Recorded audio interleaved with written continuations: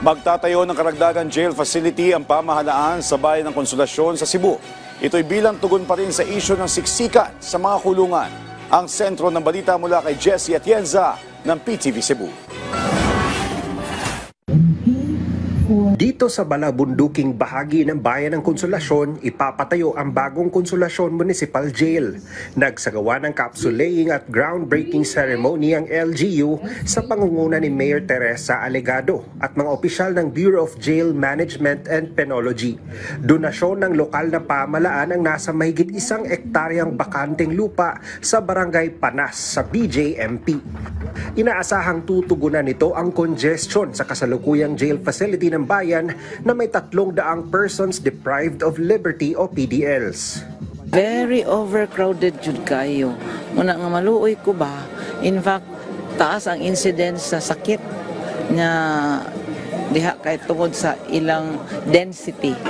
So sa pagkakaroon, ang ako lang mga palliative is constant check-up, and then they take turns going out, doing exercises, magpaaraw, mga inana lang.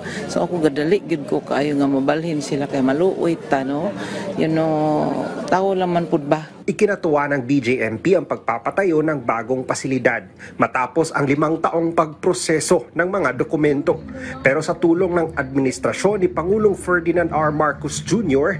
at ng Department of Interior and Local Government, magsisimula na ang proyekto.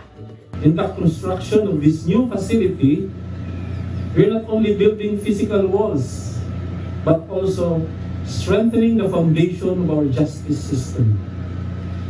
The Konsolasyon Municipal Jail will serve as a vital institution in ensuring the safety and rehabilitation of individuals who have transgressed the law. It is a place where accountability meets compassion, where discipline meets redemption, and where the principle of justice are upheld with unwavering commitment. Ang bagong municipal jail ay magkakaroon ng administrative building, accommodation building at kitchen area. Target itong buksan at gamitin sa loob ng 1 taon.